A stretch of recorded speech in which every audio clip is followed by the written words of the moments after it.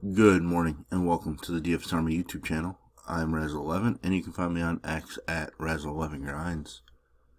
Going to take a look at the pitching for today, the 19th of June. It is a Thursday. We do have a 6-game day slate and a 5-game main evening slate ahead of us. I'm not sure what the weather holds. Our weather station has not been updated yet this morning. I do expect that to be updated at some point over the next hour or so. So we will truly be looking at the pitching only. This is a first look at the pitching options, and I will be utilizing DraftKings as that is where a majority of my action is. If you do play on FanDuel, I would cut my pool in half or so. Pricing isn't quite as tight. You don't have to be as creative. It allows you to get the stacks you want with an upper tier-ish pitcher. Now, with all that said and done, let's take a look at some of these pitching matchups ahead of us. Colorado, Washington. Trevor Williams against Colorado. Maybe we have to consider him on a 6-gamer. I know I've been saying we just blindly take pitching against Colorado. I think for the most part it's been true. But the series against Washington, I believe they're hitting a bunch of home runs. So that's something to pay attention to. So maybe we don't end up on Trevor Williams. But considering it's a smaller slate, maybe we do. That's kind of up in the air right now. Chase Dollander, somebody that I might sprinkle in a little bit. Rarely taking a Colorado pitcher. But this rookie just has a lot of K upside. He does walk a lot of guys. Some home runs happen, etc. But he is capable of strong performances. I'm intrigued enough to consider him. Probably behind Trevor Williams, to be honest, but both guys kind of fall in that maybe bucket for me on this slate. Next game, the Angels, Yankees. Yankees striking out plenty. But they did start hitting a couple home runs last night. Maybe they wake up. It's tough to predict. I just don't think I can use Tyler Anderson. I'm sorry. You guys want to keep using Angels pitchers. I'm just going to pass and allow that to blow up at some point. Carlos Rodon on the other side hasn't looked sharp the last couple starts. Walks up, strikeouts down. But both of those starts were against Boston. I think he can bounce back here. This Angel start was a recent one. Best start of the season came against this Angels squad. They do strike out plenty. I am going to be all about Carlos Rodon as one of my main pitchers on the slate. I don't really think a lot needs to be said about him. Pittsburgh, Detroit playing a doubleheader today. So we need to pay attention to how they line up the pitchers. See if Game 2 is on. Game 2 is not on this evening slate. Because I think Skeens is scheduled to pitch the other one. Bring it up on my other monitor here. It is Skeens and an undecided for Detroit. What happens if Pitt flip-flops them and has Skeens face Skubal? That would be pretty impressive and intense and a game I'd want to watch. But as it sits, Skubal definitely. Probably a better option even than Carlos Rodon. Obviously, maybe the best pitcher in baseball at this point. Andrew Heaney, somebody that we utilize sometimes. He might be in play against Detroit. I have to dig into their numbers against left-handed pitching. But off the top of my head, he does help because he takes Kerry Carpenter out of the lineup. Riley Green in a left-on-left, not as strong. McKinstry had been swinging it decently.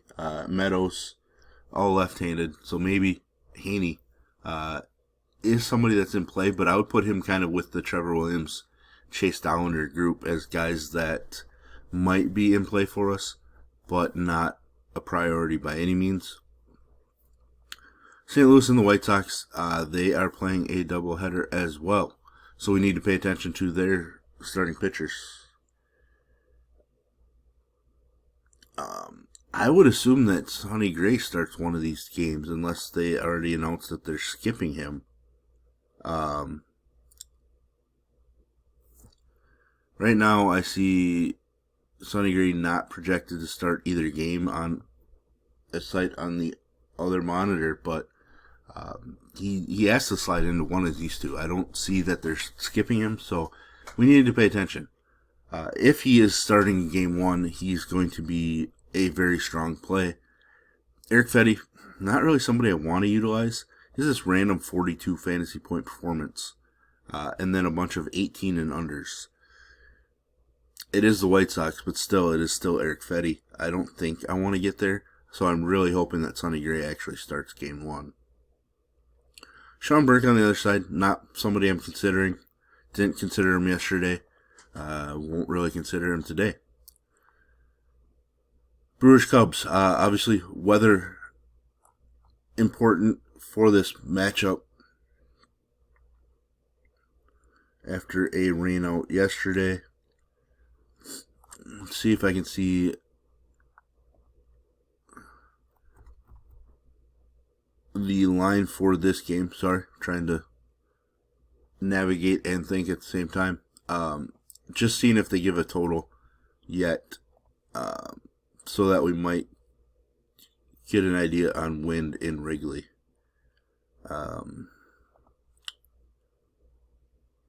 That would certainly help us. 8 total. Yeah, it's probably a decent spot for pitching. I wanted to use both of these guys yesterday, so I am going to look at them again today. Mizorowski looked pretty good in his debut, aside from rolling his ankle and walking guys. Didn't allow a hit. Tyon has been pretty solid all season for the Cubs. He's actually been really, really good, strong at home as well. So I think both guys are definitely in play, and they're definitely ahead of that bucket that I talked about earlier. Kansas City, Texas, last game on this slate. I don't think we're getting anywhere. I think looks like Texas is going with a bullpen game. Makes it impossible. Michael Wacha, somebody that we do utilize from time to time. He's definitely worse on the road. K numbers take a huge hit. He's given up 2 home runs in 3 out of his last 4 starts. Just not a spot that I'm excited to utilize him, so I'm probably going to be passing on Wacha for this slate. Now let's switch over to this 5-gamer real quick. Philly, Miami.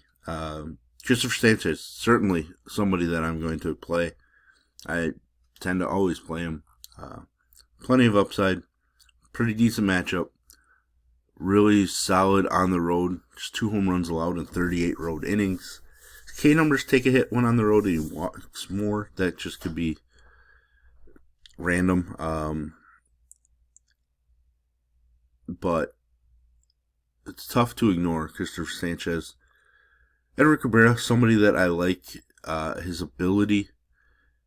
Been in the 60s for pitch count in each of his last 2 starts. It's kind of a weird number range for him to fall, considering he was, around 90 every start prior. Extra day of rest coming into this one as well.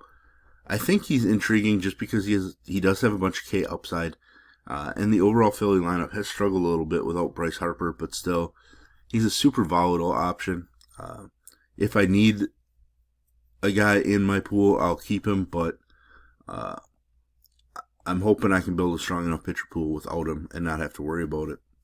Spencer Strider versus Clay Holmes. Definitely Strider, coming off of a ridiculous start. Too bad it was against Colorado. Sale just shut down the Mets last night. Strider is volatile. He's given up home runs so far this year, but he's still picking up strikeouts, so he's going to be in play just because he has that massive upside. Clay Holmes, not really sure what to do with Holmes. On a full 10-gamer, I would be fading him, just because his overall numbers have kind of come down.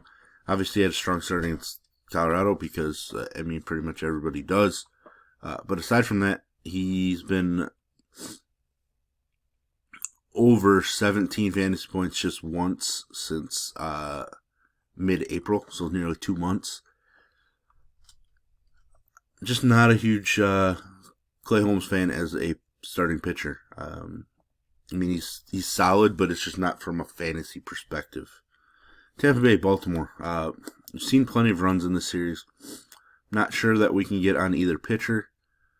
Drew Rasmussen has been really strong at home. Actually been excellent. His K numbers are so-so.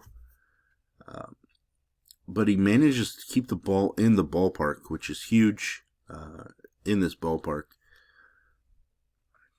Probably going to be in consideration. Looking at the options we do have, probably does end up in play. Charlie Morton coming off of a ridiculously strong start against the Angels, but it was the Angels. With that said, he's been really strong in 3 out of his last 4 starts. But, like I mentioned, this ballpark, etc., I'm not sure we want to get there. He's been atrocious on the road. Probably a spot we just have to pass on Charlie Morton. Houston and the Athletics. Just don't think I can get to Colton Gordon. He's been fine. 19 fantasy points in each of the last 2 starts. Those have come with W's, so it's not like he's racking up fantasy points and not getting wins. Probably a spot where we can pass on him because he just might not have the upside we need. Jacob Lopez is a guy that I will be utilizing. It's a dangerous spot. I get it. I was all over him here against Kansas City. He dominated for us. I just like the way that he's thrown the ball at home. Massive K upside. Super volatile. Like, there's no doubt about it. Home runs, walks, etc. But when things come together, he racks up fantasy points, and that's what we need on slates, especially a small slate. If he goes off again, it's almost impossible for us to catch up, by not using him. Dodgers-Padres, last game on the slate. Yamamoto coming off of an atrocious performance. He's been bad in 2 out of his last 3. But been phenomenal in 3 out of his last 5. So what do? I think I got to go to Yamamoto. He's actually been worse at home, which is a little surprising. But I want to utilize Yamamoto. I think the overall San Diego lineup is weak enough without Jackson Merrill that Yamamoto has enough upside for us. He's a minus 267 favorite. That's pretty strong in a matchup between the Dodgers and Padres. Let's see if I can get a K number quickly. 5.5 juice to the under because San Diego doesn't really strike out all that much, but I do think we want to utilize him. Berger coming off of an 8K performance, which is kind of surprising for me. 2 decent starts in a row, but I just don't think we can utilize him against the Dodgers. So, there we have it. There's kind of our first look at the pitching options on this slate. If you enjoy what I bring to you, please hit the like button, hit the subscribe button, turn the notification bell on, and get the alert anytime we drop videos here at DFS Army. And if you want to join us, get access to our coaches, tools, sheets, Discord, etc., I will put links in the description below. You can use promo code RAZ, that's R-A-Z, for 10% off monthly. And as always, best of luck, everybody.